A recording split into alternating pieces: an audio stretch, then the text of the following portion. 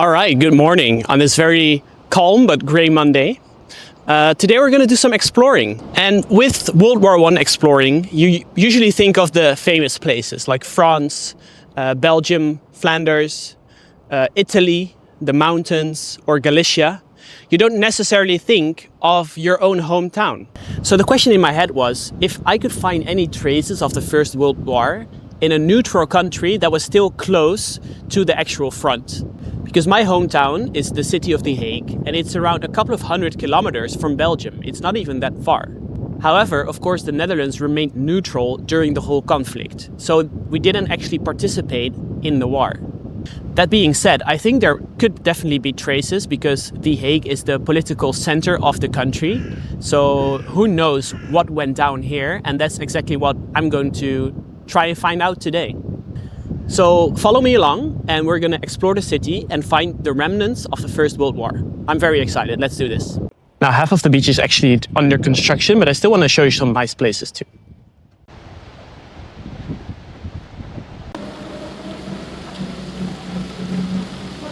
Now we are heading to our first stop, and it's actually a very important stop. And it is related to before the First World War. And if people have any doubts about how I'm moving myself through the city, come on, people, I'm Dutch. We're gonna go on our trusty banana bike. We've arrived at the International Peace Palace. Not only an impressive and beautiful building, but also one of great significance to the First World War. It was here in The Hague in 1907 that the Hague Conventions were signed by the world's major powers, a groundbreaking attempt to create international laws for warfare. Ironically, just a few years later, those very rules were broken on a massive scale. The war began with the violation of Belgium's neutrality and other agreements, such as the protection of civilians and the ban on poison gas. They were all ignored. Completed in 1913, the Peace Palace remains a symbol of humanity's ongoing hope for peace, even in the face of war.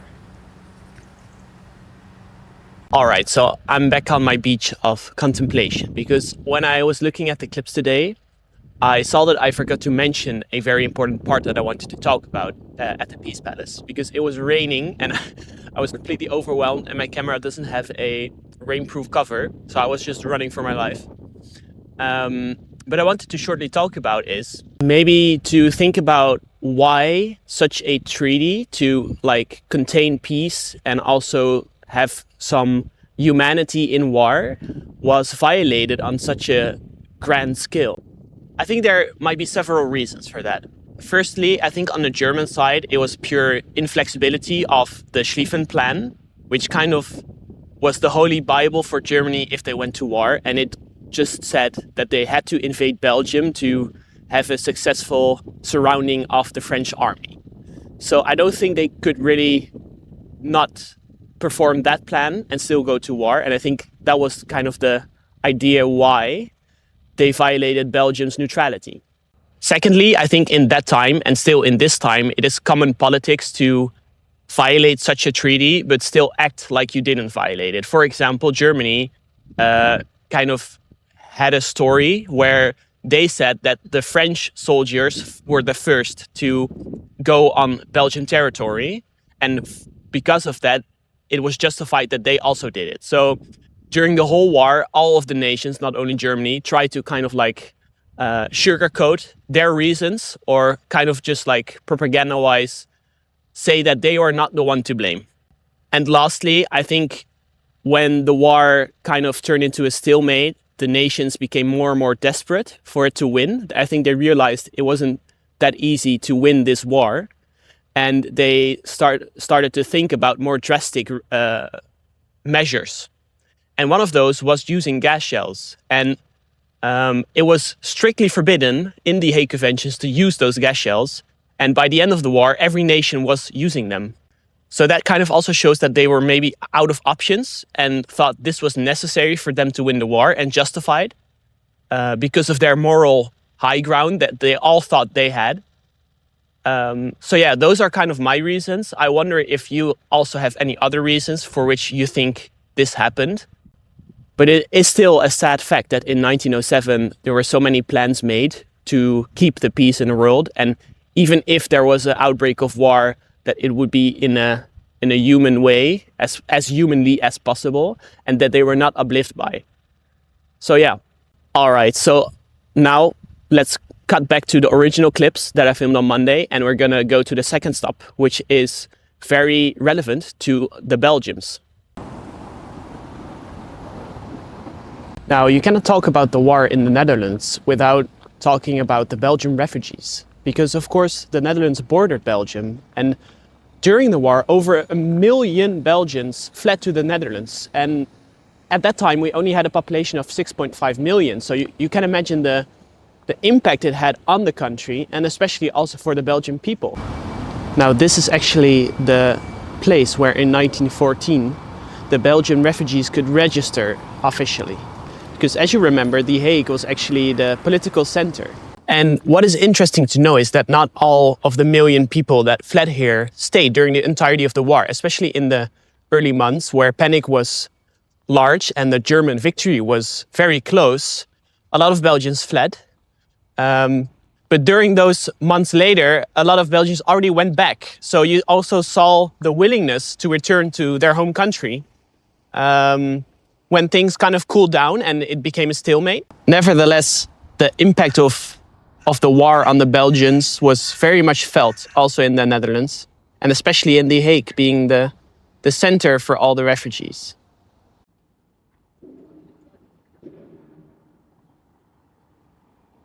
As I mentioned before, the whole beach here is actually under construction. So we were supposed to look at this great monument that was actually gonna go there, but it's not finished yet. This monument was made for the 400,000 active military men that were called on for the Netherlands, because even though we remained neutral, we were in an active state of mobilization.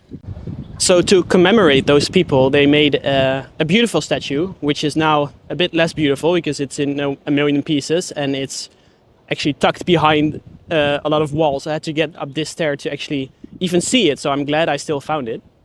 So that also shows how much a neutral country was still involved in the war, because 400,000 men gave up 4 years of their life just to be ready in case of the Dutch neutrality being violated by the other country. And you can clearly see the soldier on the front, and on the other side there you can actually see a sailor, because of course the Netherlands is located at the North Sea and it was a very important supply route for the other countries. So the Netherlands did patrolling to ensure that the waters were safe, or at least the neutrality was remain in.